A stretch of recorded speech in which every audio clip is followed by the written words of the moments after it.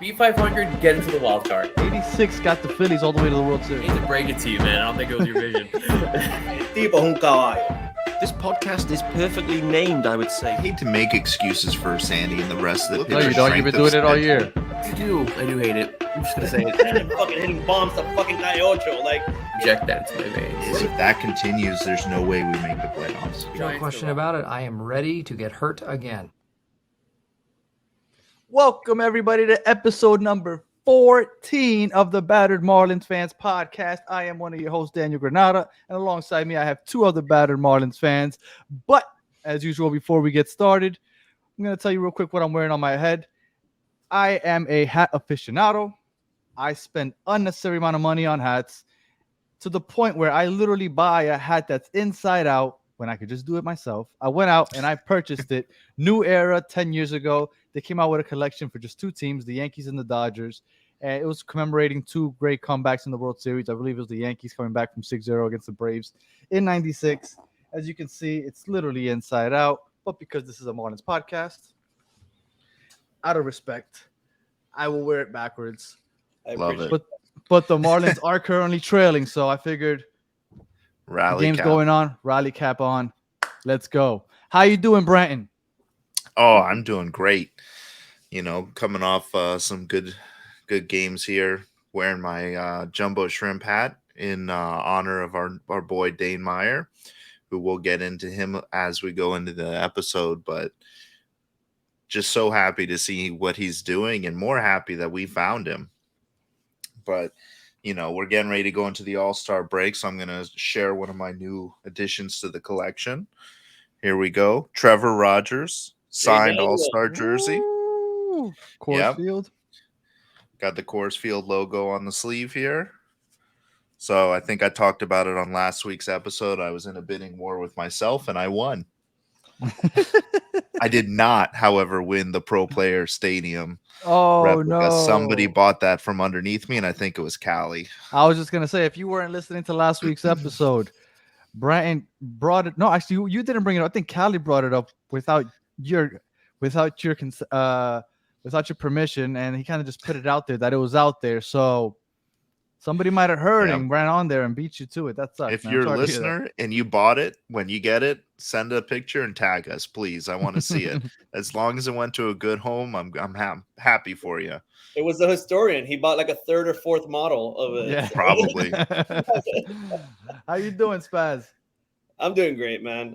Hoping we pull a win. We're trying to watch this now. I'm wearing this Just cap that I've had for quite some time. It's beat to shit. I can't remember when I had it. And I am drinking out of my number one teacher mug that I got from Teacher Cali. Appreciation Day. No, not Cali. Oh, Mug. he was We there. He was there. He was there. made the Yes, line yes, yes. together. And, you know, for being an educator, because I'd be educating y'all fools, I got a free mug. That is awesome. I need me one of those. You actually for do. those- I do. For those of you that have been watching for a few, episode 14, but for those of you that are accustomed to watching us, if you're watching this on YouTube, on the bottom right of the screen, we usually put our record and where we're standing in our division. We scrapped the division. Usually it says second in the NL East. No more. As you can see now, record currently 51-37 because the game that they're playing right now against the Cardinals is not over. But win or loss, we are now second in the National League. How Well, about baby. that? I love it. How about that? And I guess we can get into the battered part of the episode because we are second in the National League because we played against the best team in the National League over the weekend. And how the hell did that go for us? Not very well. We got spanked and we got put in our place really because I want to say most Marlin fans were pretty hyped up before the game. And we thought, you know what? We could be competitive. We're good enough to be competitive. And we weren't good enough to be competitive. The Braves basically knocked us out of the first two games in the first inning. So I guess I will start with Brenton. Takeaways from that Brave series. You know, I said at the end of the last episode, I just wanted us to be competitive and show that we belonged in the same conversation as the Braves. And We don't. Marlins disappointed me. But, you know, The only good game I think was probably the Sunday game, the Sandy start, where we only lost 6-3. Um, getting blanked on Saturday was rough right after getting demolished on Friday. So, you know, I it's the Braves, man. It just, it's the Marlins' luck that the Braves have one of the best teams in base or have the best team in baseball at the same time as we get really good. So, you know, listen, we come in second in the division, we still make the playoffs, and we just have to hope that somebody takes those Braves out before we get to them, or you know, let them come to Lone Depot when it's full and rocking, and try and win a game. Hopefully.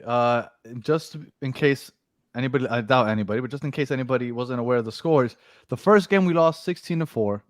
The second game 7-0, got blanked. And then the third game, like you said with Sandy, it was 6-3, and we had a 2-0 lead. I want to say like 3 or 4 innings into the game.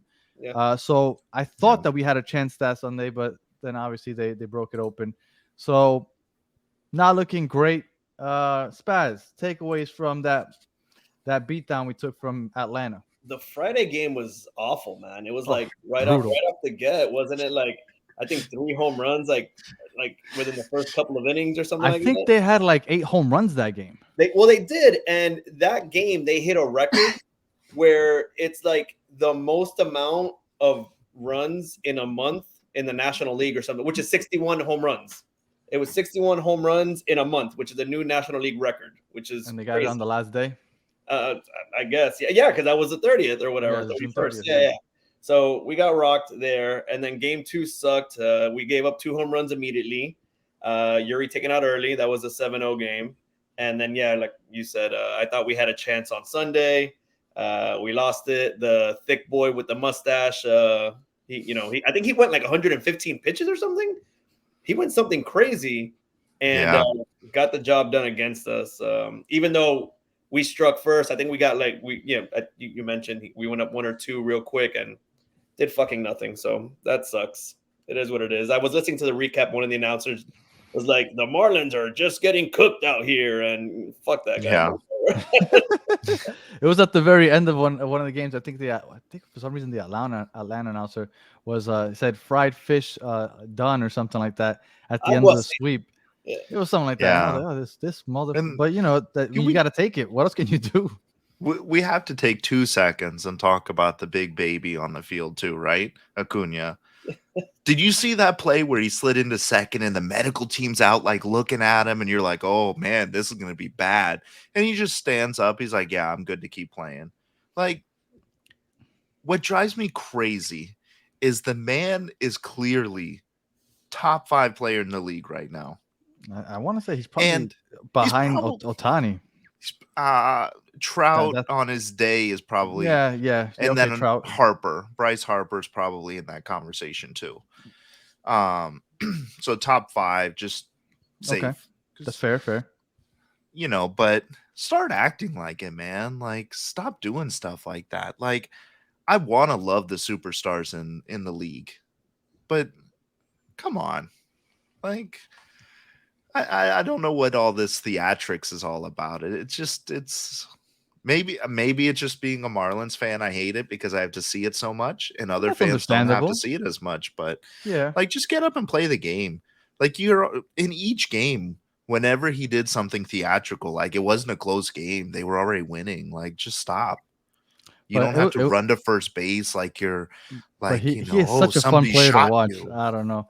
As soon as he gets on first base, he's stealing, and it's like, man, I wish Jazz would play more like that, But I think to Brent's point, that's why he shouldn't be doing all that other, excess for sure. things. No, I understand. He's ridiculously talented. He reminds me of Neymar or Luis Suarez. Like, you don't need to do any of that other crap. Or LeBron James, when everybody's like, you're the best right now. Why are you always flopping? So it's like unnecessary. Yeah, same thing. I get it 100%. I get it.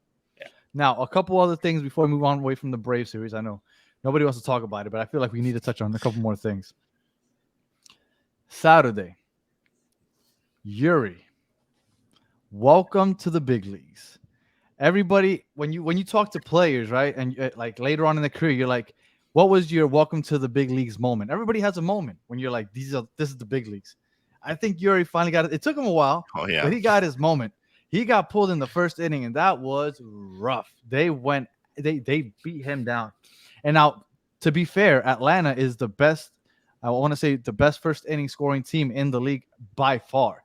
Like they hammer once the first innings, but yeah, Yuri got dominated. What did you guys think of Yuri on Saturday? It was bound to happen, right? It reminds me of that scene. Obviously, he's not the bad guy, but it reminds me of that scene from Rocky IV where he's like, "You cut him.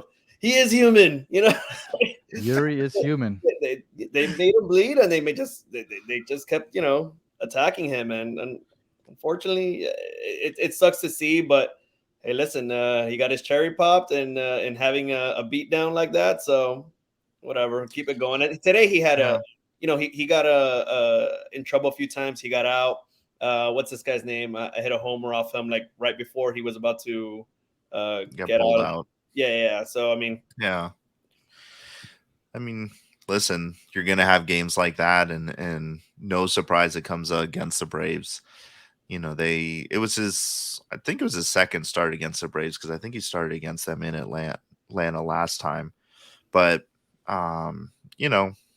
it's bound to happen. And, you look for a young pitcher, you look to how they're going to respond to that kind of outing. And today's outing, he went 6 innings, gave up 1 earned run, 7 Ks, a walk.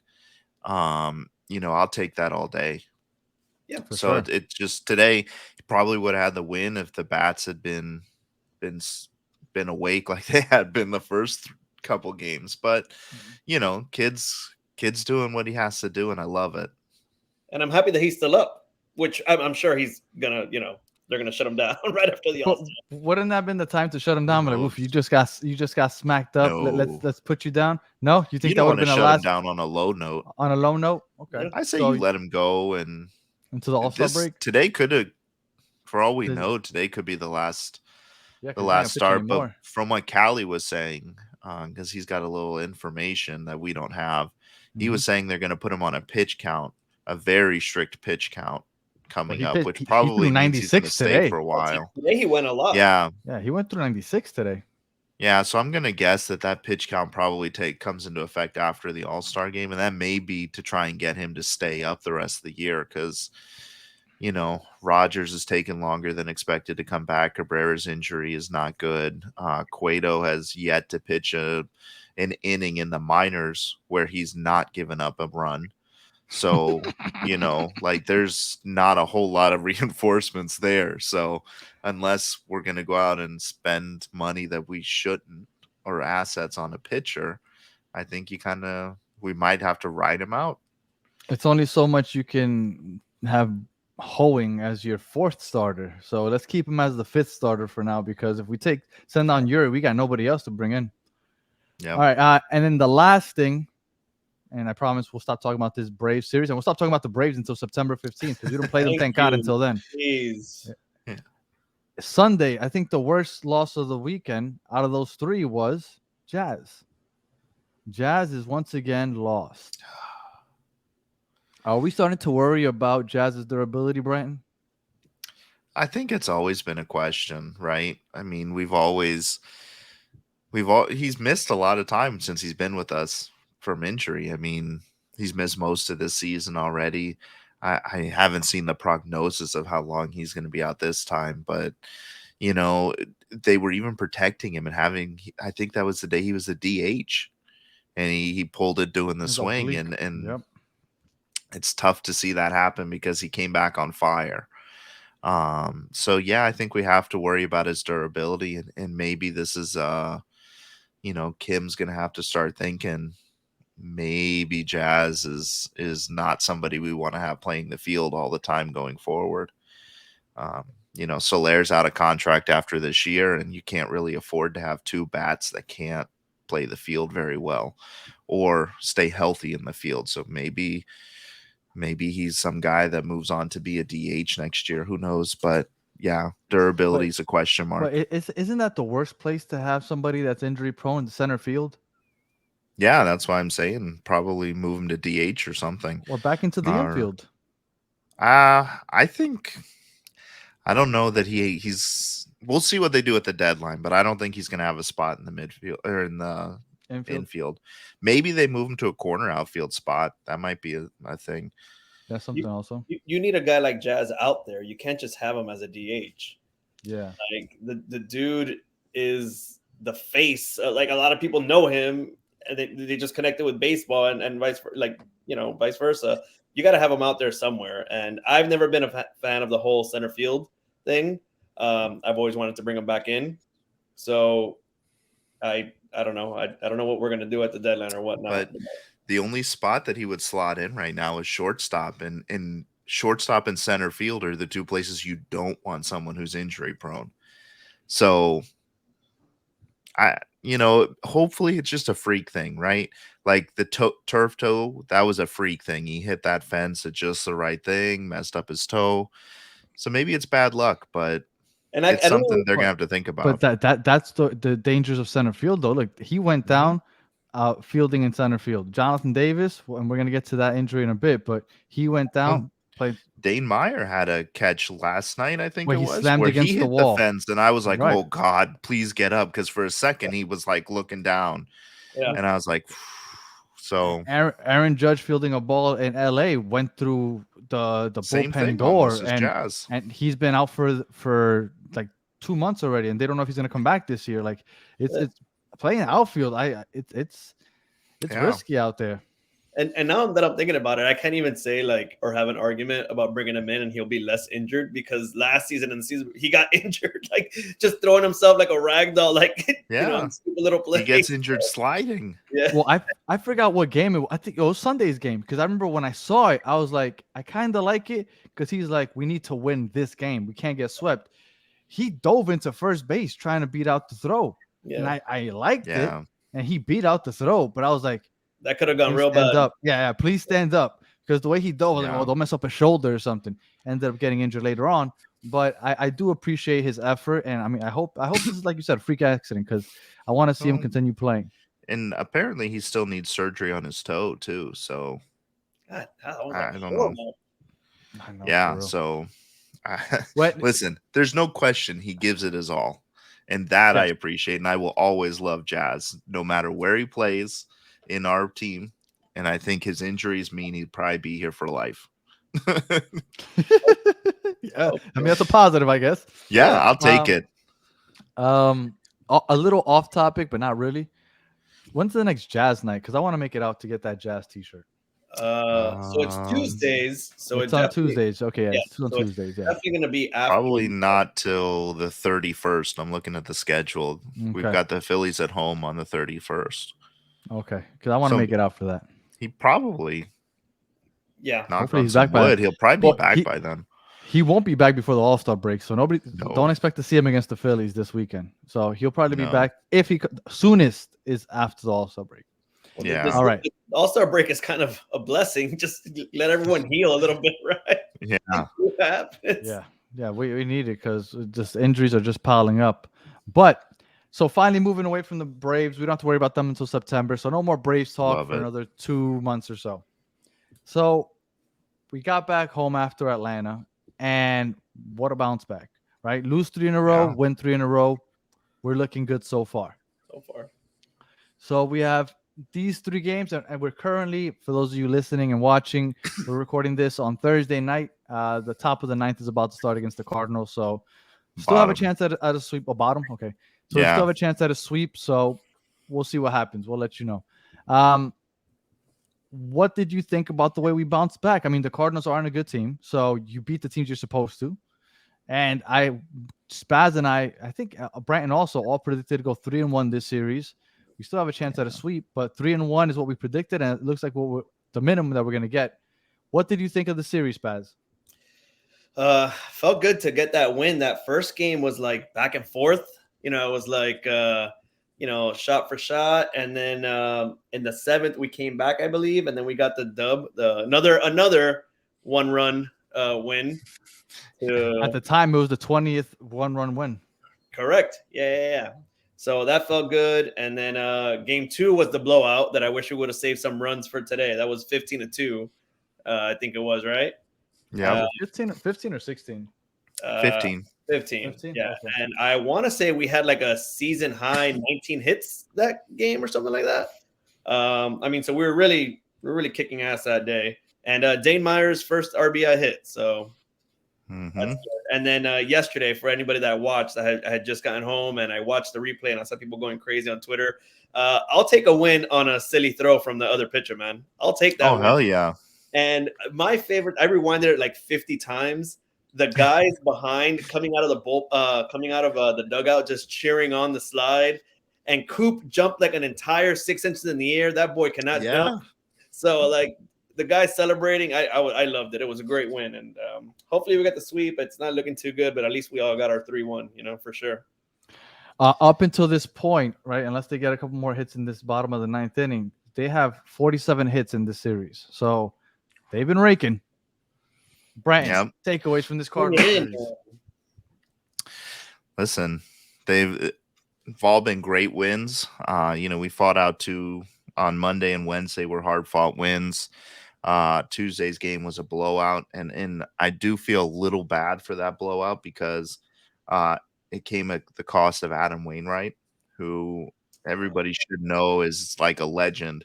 He's pitched for a very long time in this league, and specifically for the Cardinals. And I felt bad to see him go down like that and get roughed up for I think 7 earned runs in three and a quarter or 3 1/3 innings. But it's a great way to bounce back, right? Because you never know how a sweep specifically won like the Braves series where we really weren't in any of the games outside of Sunday.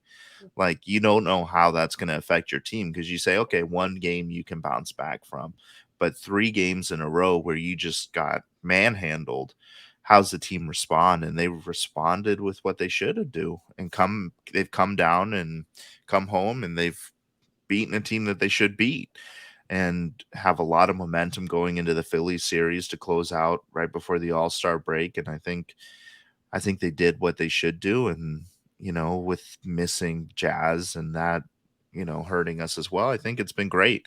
And I see very few negatives in the St. Louis series outside of losing Jonathan Davis. That's going to hurt because the man finally got his shot in the majors and has been tearing it up.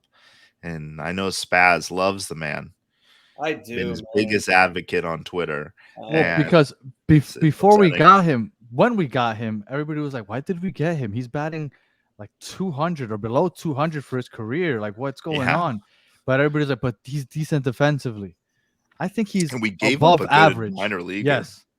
But, well, we saw something in him, and he's proven the Marlins correct because he's been above average defensively, and his batting has been better than expected, much better than expected because everybody expected no production from him, but he's been great. So I agree, and like you said, Spaz has been on it also.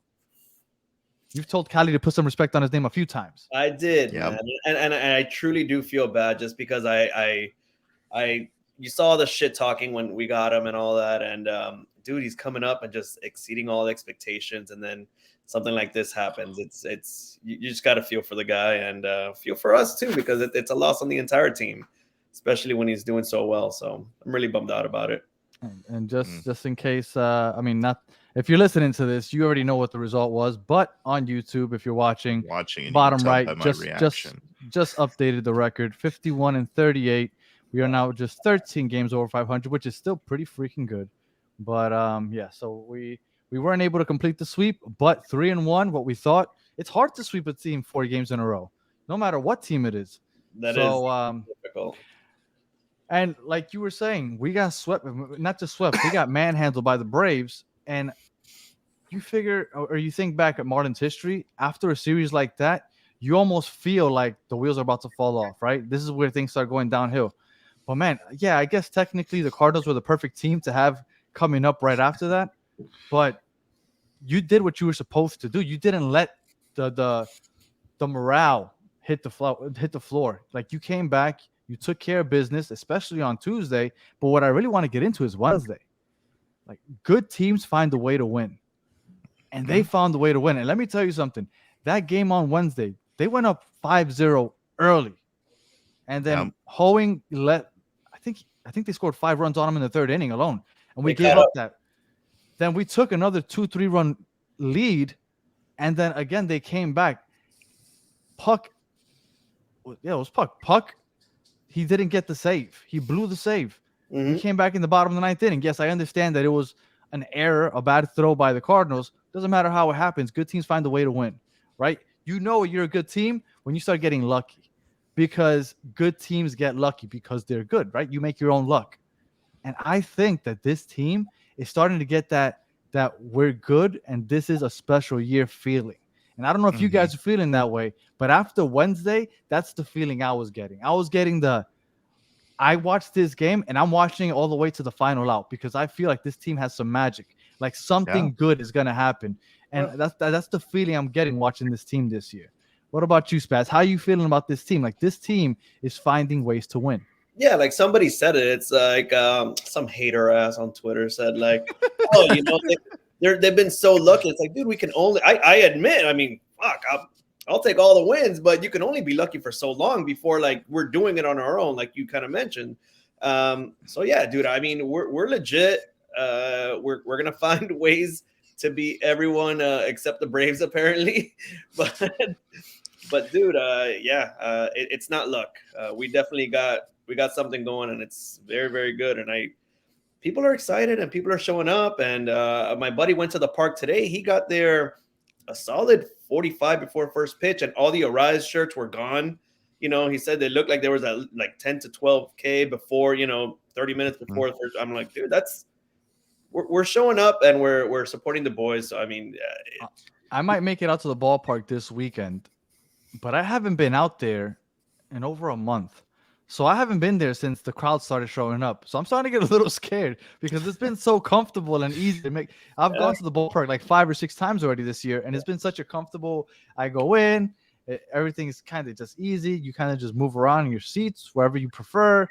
I get out of the parking More lot of that. 2-3 minutes. Oh, this weekend should be special. Oh boy. All right, Bratton, what are you feeling about this team? Because I know people, like you said, a hater said, "Oh, it's all luck." Good teams make their own luck. Like you don't see Yeah. bad teams get lucky. Like you don't see that. You make your own luck. You Well, put that yourself and, in like- position to get lucky. Like plays like that. So if you watch it over again, like if you're a bad team, like a pitcher throwing to first, he's not going to worry about making that throw. Like you could tell the pitcher was worried about making that throw. Like it was in his mind, like I have to nail this because these guys are dangerous, and the pressure got to him. And bad teams don't put pressure on people like that. So I'm 100% in on this team. Like this team is for real. And the front office going out and getting people like Jonathan Davis to help us and Dane Meyer to help us, like they're finding people nobody wanted, and they are contributing to this team. And so just as much as those players on the field deserve credit, like our front office deserves a lot of credit, and I bet you they're going to work some magic here in July, and we're going to end up like serious contenders by the time this is all done. We're already serious contenders. No, but I'm oh, talking about like the Braves better be sweat in September. once they You know bring in what? your boy Anderson. Listen, I think they're going to pick the White Sox clean. They could take anybody from the White Sox. They give them up right now. We're going to talk about expectations towards the end of the episode, but I have a feeling I see where Brandon is going, and I'm a little excited to hear what that is. But before we get there, you brought it up, Jonathan Davis out, but we got to welcome in Dane Myers. Now, Yeah. for those of you that don't know, got his first hit.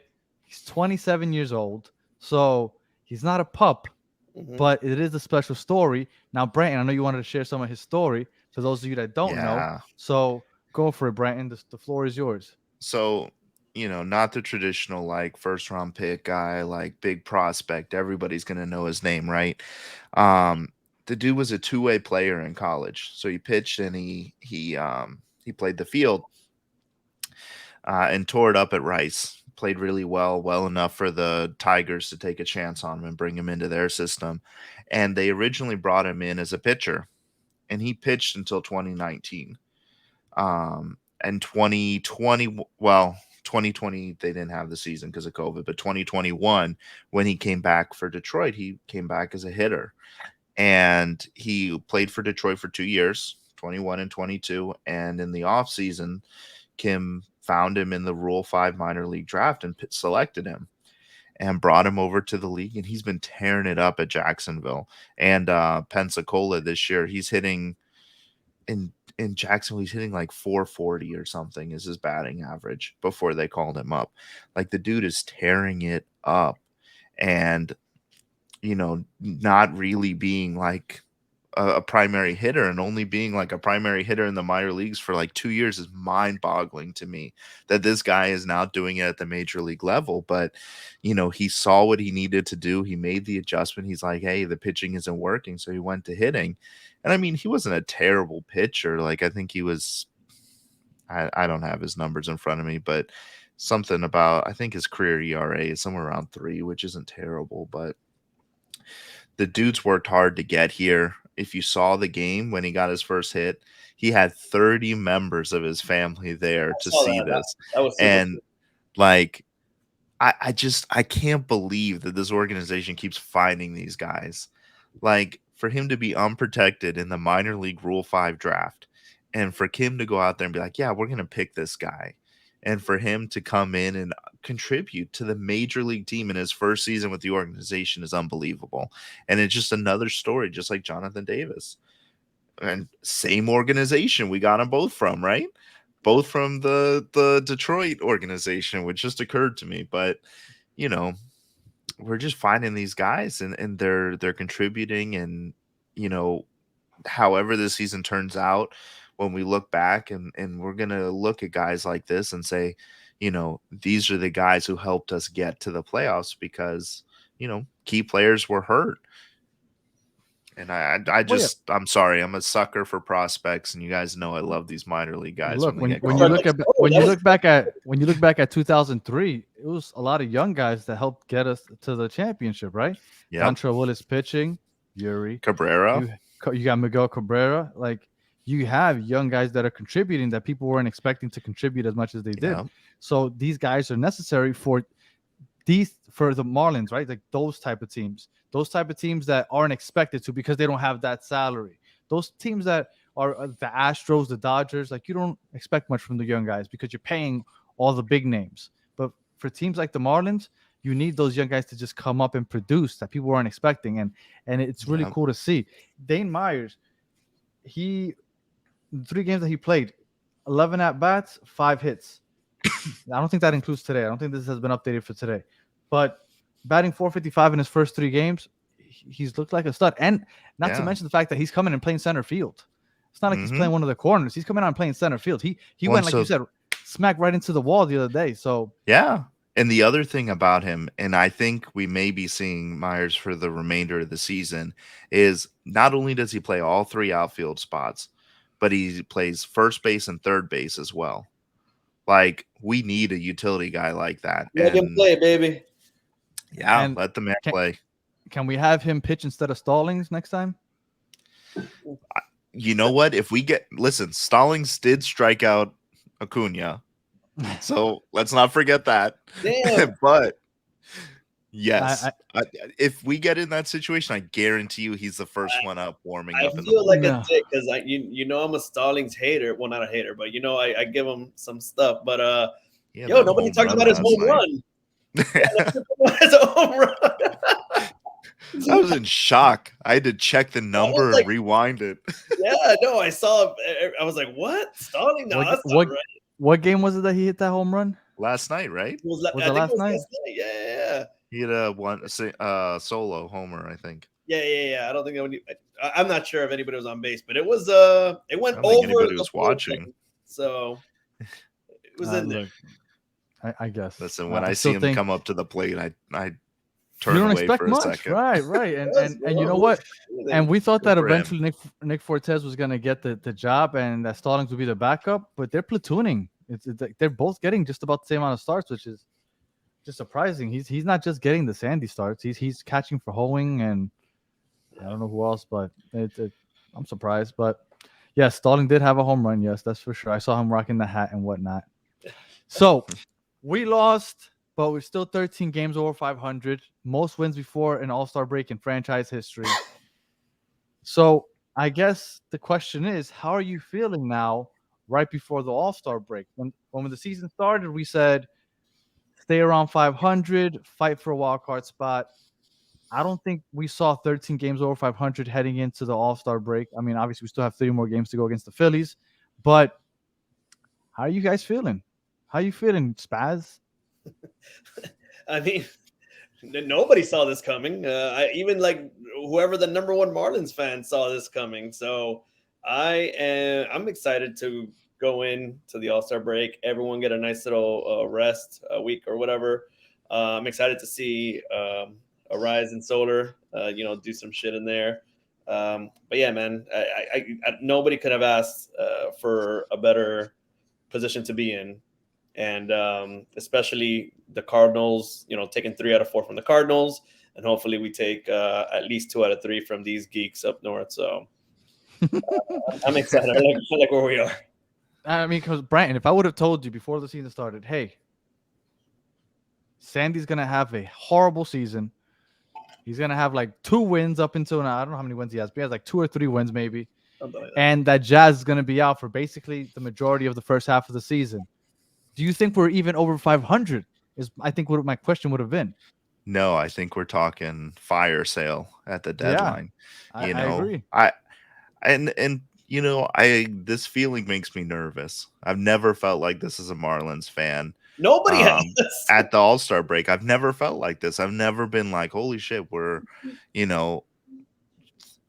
can't even remember like thinking, oh man, we're over 500 at the All-Star break. Like, and we can be serious. We can make a serious run. And, next we're week I'll have second all in the stats. NL. I'll have all the stats comparing to other seasons because I don't think it's ever been even close to this. No, the last time we've had this many wins before the All-Star break was 93 and 03 and 97, I think. So, I'm ecstatic. I'm so happy to see this team playing like this, and like we've said, injuries to key players, and pitchers who we expected to be like lights out, not really showing up. I think Sandy is at 3 wins for the season. And if you would have told me that, and that we would be missing Jazz for so long, like I would be like, okay, well, we're probably 10 games under 500. And that the Lizard King hasn't been consistent either, because right, he's like this week, this last game against the Cardinals, he was lights out, but he's been up and down all year. Well, that and if you told me Cabrera and Rogers would be hurt and our best pitchers would be Braxton and Yuri, I'd be like, yeah, our season went to shit real quick. But it's a total team effort, and a lot of that too, I think, is coming from Skip. I think Skip has done a phenomenal job managing the personalities, managing the team. And last year, if Mattingly was a manager now, like, I don't know if you see a celebration. I don't know if you see Cooper feel like he should jump 6 inches in the air to celebrate a win. I don't know. Maybe, but I think Skip's really done a great job unlocking some of these guys, and I'm feeling great. And it makes me nervous. I think we got to give sorry, Danny, to interrupt. No, go for it. I think like you said, you were touching on Skip. I was reading something today and I think I might have mentioned it a few episodes ago, where the guys just connect with him more, and I guess they just didn't have that same connection with Mattingly. Not sure what it is. Maybe Skip is just younger, understand it's an age difference. It's tattoos. Yeah, good looking. It's that awesome shirt he wears. Yeah. So listen, if you can relate to somebody, I would really give my all, as a leader. So I like that. And Skip needs his credit as well, because he's doing some shit. I want someone to get one of those shirts that he wears and get it autographed. I need that. I'll hang it right there on my wall. I don't even think they sell it, because I don't know. I want one. Yeah. I want one, and I want it with the 55 that he wears and the Skip Schumacher on it. I want it. I'd wear it. I think the one of the best things about this team is that it's doing what it was made to do. It was constructed to hit, not power, but to hit. For now, context, because of yeah. for contact. Now, I do understand that we leave a lot of runners on base because of that. But look at the last 2 series, the Braves and the Cardinals. We scored 37 runs. How many home runs do you think we hit to get those 37 runs? 4. Close. I think it was 6. 5. We hit 5 home runs over the last week, and we scored 37 runs.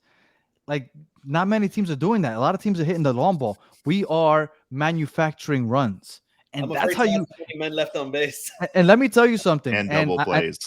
Yes, I know. But a lot of people don't talk about October because a lot of people talk about pitching. Yeah. But the reason they talk about pitching is because a lot of teams rely on the long ball, and the long ball dies in October. Like when you're playing against good pitching, you have to start manufacturing runs, and that's what the Marlins can do. They can play that small ball, and they can manufacture 1 or 2 runs. And if their pitching wakes up and can make it hard for other teams to score, the Marlins have a chance to go ahead and make some damage and make some noise in October because you don't rely on that long ball. Look, I watched the Yankees a lot, obviously, and their problem is that they rely on the long ball. And when they hit October, that shit disappears. And they're like, we can't manufacture runs. When you can manufacture a run, when you can get hits, you have a chance. And that's what the Marlins have right now. So I think the Marlins are constructed well, and they're doing what they're supposed to do, which is great to see. Now, with that said, I know the trade deadline is approaching, and I know where this is going, but I'm just going to put it out there just because I want to talk about it. Brandon, trade deadline. Yeah. I think they should go for some depth at pitching because of all their injuries, because there might be a chance that Yuri gets called down. I think they need some more depth. As much as that surprises me because I thought that was their strength as far as depth goes when the season was going to start. But I do think they might want to address that.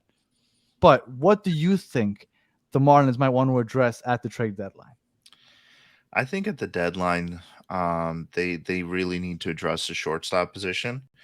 And as much as we're enjoying Fortes and Stallings platooning behind the plate, I think if the possibility is there to upgrade a catcher for an everyday catcher, I'm not saying like you find a backup for Fortes. Like if you have the opportunity to buy at a reasonable price, a starting catcher or starting shortstop, I think that's where you go, because all indications are that Rogers will probably be back hopefully sometime towards the end of this month, I think beginning of August, and I think Cabrera will be back as well. I don't remember how long he's out, but the other thing too is we've got a guy in the futures game this week, Monteverde, That's who your we've boy. talked about every episode. Yep. Callie and I love him. He's has better stats than Yuri at Pensacola, and I think between him and Cabrera and Rogers hopefully coming back this season, I think we probably have the pitching depth there. We've also kind of shown, I know Nardi hit the IL this week because we've used him a lot, but I think we probably also have some bullpen depth there that we can maybe squeak by with a bullpen game here and there if we need to. But I think starting shortstop or starting catcher, I think is where we need to look at the deadline. But if Kim finds the right deal, she's going to make a call, and I trust her to bring in a piece that will contribute. It may not be who we think we need. Like, nobody thought we needed a rise to start the year. Like, I didn't see that coming. And when it came, I was like, okay, but I don't love giving up Pablo.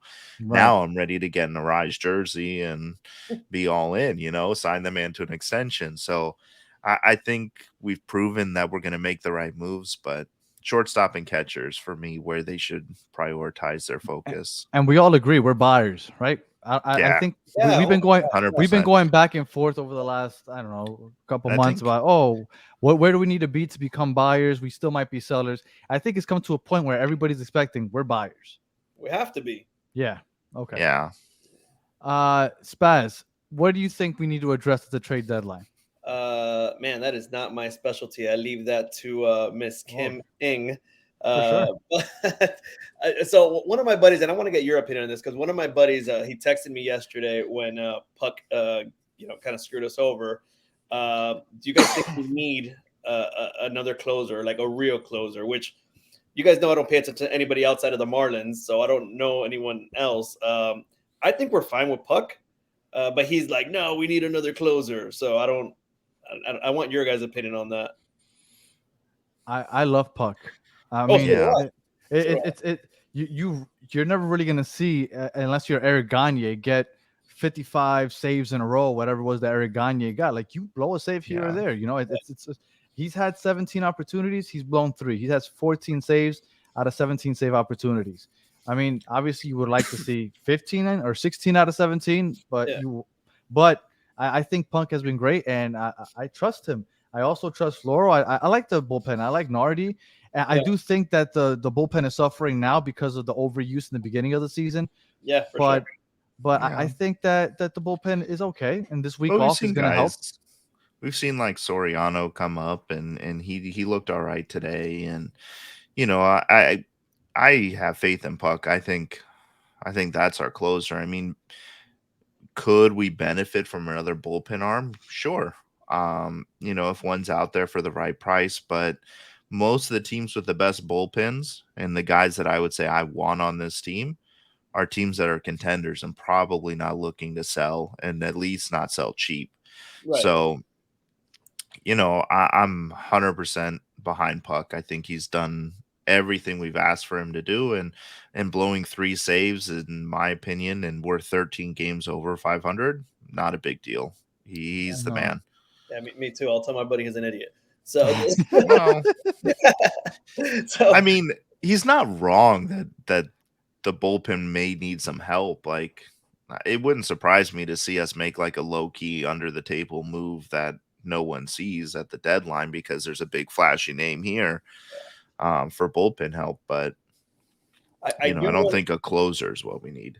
I do want to fix. I don't know if we can do it in one trade deadline, but I do want to fix all those hitting into double plays and leaving men on base. I don't know how we do that. I don't know who we get. I don't know. Tim Anderson. Yeah, there you go. There you go. My boy, please. I don't have any names, but that's all. Oh. I'm gonna like fix a little Yeah, bit. just a position, Yeah. Yeah. All right. I'm begging. So,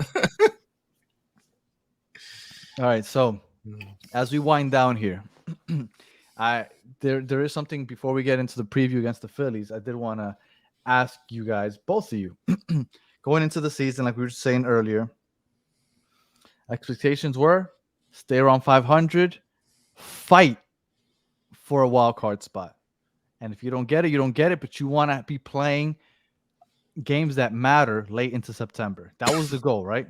And then next year we build off of that. Have expectations changed? Are you expecting more at the current state of the Marlins? I'll start with Branton. Because, like I said, we were stay at 500. Yeah. The goal was 86 wins. That was the goal. 86 win was the goal. And then we'll see what happens. What are your expectations now? My expectations is we should make the playoffs. Like I don't think it should be a fight for the wild card. I think from what we've shown so far this year, and I think we should make the playoffs. I think that should be the expectation. And would I be surprised if we didn't? I'm a Marlins fan, so no. But I think, like, listen, like, we're talking about being buyers in July.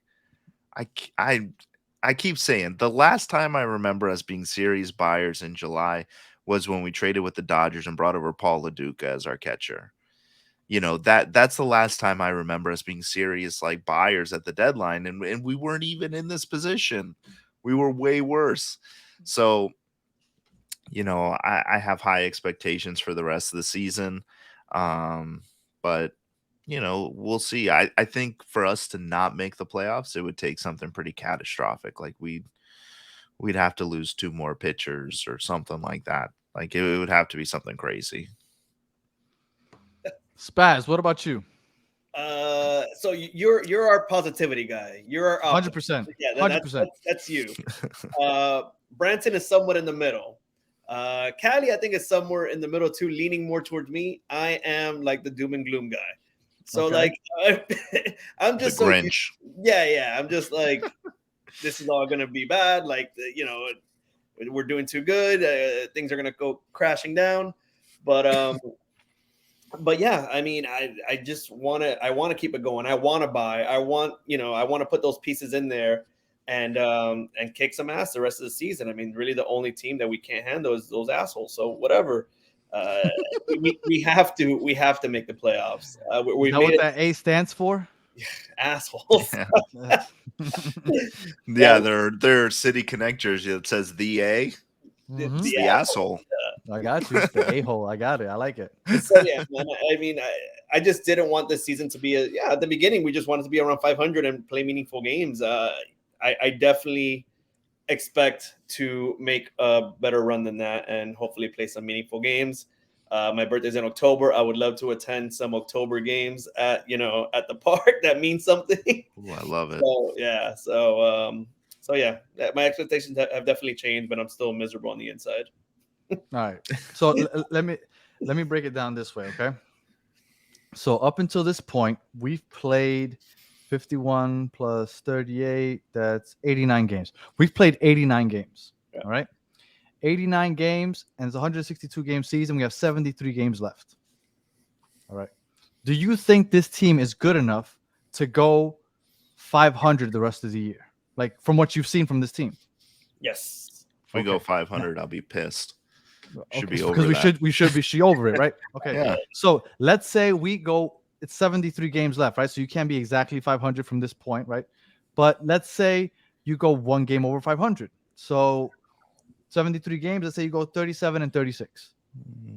Yeah. If you go 37 and 36 from today on, right? That's basically 500 ball. You end up with a record of 88 and 74. That's almost 90 wins. Yeah. That should be good enough to get you into the playoffs. Your Yeah. expectations as a Marlins fan should have changed by now, because all you need to do is stay at 500 or just one game over 500 from this point on, and you win 88 games. And Yeah. that's without Sandy. That's without And I Sandy mean- performing. That's without Yeah. Jazz being healthy. And you put us in any other division in the National League, and we're the league leaders by a stretch.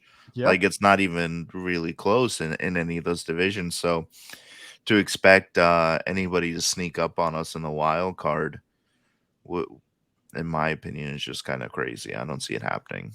But I think Strange the expectations should be playoffs or bust at this point. Stop Yeah. doing this to me, man. You're giving me hope. You're making me an optimist. Stop this. This is a weird feeling.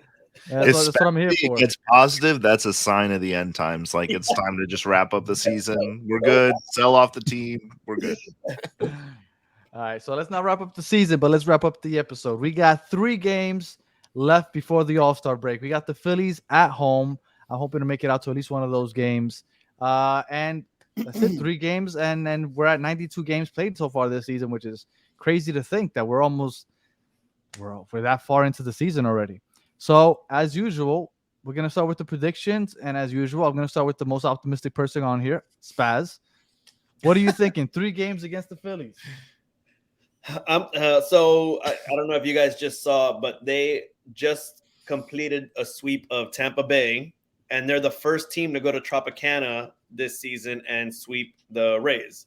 So they're actually kind of hot right now. And They're 8-2 in their last 10.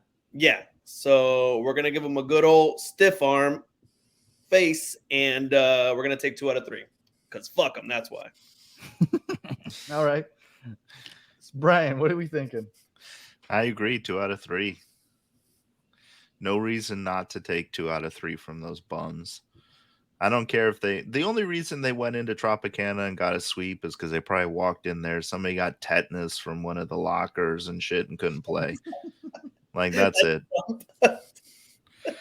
We're going to get them. Looking at the stats, they're a really good hitting team. They're top 10 in average, top 10 in home runs. So they're a good, solid team. Yeah, With but that said, we shut them down in Philly. So with we that got said, 'em here. I think we are also a good team. And I am with you guys. I'm riding getting 2 out of 3 and going into the break 53 and 39. and for no reason other than we're at home, and I just feel like we're gonna show up.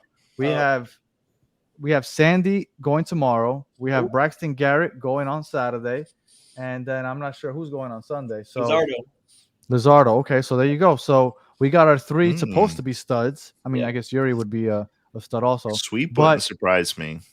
A sweep would surprise me. No, But it wouldn't surprise me. It Those three, would, no, I said it would I can surprise see me. it. I could see a sweep. Okay. Well, they have Wheeler on the mound, and I mean, if Sandy were to be more consistent, I'd feel better. But you just never know what you're gonna get with Sandy. I think Braxton will have a shutout game like he always does, right? Yeah. And then the Lizard King is gonna be. He's been all right the last Sunday. couple starts. So we'll see. I mean, I'm feeling good. I'm feeling good going into this series, especially coming off that 3-1 series win against the Cardinals. And like you said, at home, I think the crowd is gonna be pumping, and I'm excited to see what it's looking like this weekend over there in Lone Depot. Well, we got Throwback Friday tomorrow. So I think, don't we have like a good record on those days or something? I think we've only lost once on the Florida Marlins. We've only lost The one game so far we went to is the only Flashback Friday we lost. So only once. So Yuri's by far the debut. best winning percentage in the league, the Florida Marlins, without a doubt. So I feel good about that. Sugar tomorrow. Kings are pretty bad, I think. I think we're bad in those on Saturdays. Yeah. Well, we'll see. Right. So, anything else for the people, Spaz? Like, subscribe, give us a thumbs up, get out to the ballpark. I'll probably be there Saturday and probably Sunday because Sunday's a Chuck Carr bobblehead. So I'm gonna get. You better be there, or Callie's gonna be really pissed. I promised Callie I would get him one, so I'm dragging my wife so we could get one for him. So Chuck Carr bobblehead and Throwback Friday tomorrow. Get out to the park for sure, Brian. Spazzy already took my call to the ballpark, and everybody's listening. I take full credit for the attendance for the last couple of weeks. But on a serious note, enjoy the All-Star weekend, the All-Star week. It's probably the best total experience of any major sport in the U.S. as far as All-Star games and weekends. Yeah. It's the best All-Star weekend for sure. Yeah. Don't forget, check out the Futures game on Saturday. I know we're all still thinking major leagues, but check the Futures game out because we've got Monteverde and Nunez in that game. And Home Run Derby will be exciting this year. Thank God we don't have anyone in it. We don't have to worry about talking about is it going to screw up their swing or not. And then All-Star game, man, Arise, second base, and Soler on the bench. Like, watch, tune in, and enjoy. Did you guys make it out to the All-Star game down here? I didn't. I didn't buy my. So I had seen tickets at the time, and I just didn't pull the trigger on them. I should have. I'm an idiot. I wanted to go. I wanted to go to the Home Run Derby. I didn't want to go to the All-Star game. I just wanted to go to the Home Run Derby. But to buy tickets, they made you buy a package with both games. Yeah. And it was like $600. I was like, I don't want to go to the All-Star game. I just want to see the Home Run Derby. Yeah. And it ended up being a really exciting Home Run Derby too, which made me even more upset that I didn't go. But whatever. It is what it is. Listen, I think they've seen what a success the World Baseball Classic and the All-Star game was down here. So I think we'll get another one. I sure hope it's not like the old days where we never got one. That's true. Yeah. All right. Well, if you are listening on audio, we appreciate you listening all the way to the end. Please like, review, subscribe, all that other good stuff. And if you're listening on YouTube, thank you for listening. Again, also like and subscribe. We appreciate you guys. Enjoy the All-Star weekend, and we will catch you guys next Thursday when we'll probably be another foursome, right? Callie should be back. Yes, Callie's back. Should be. So until then, you guys have a good one. We'll catch you on the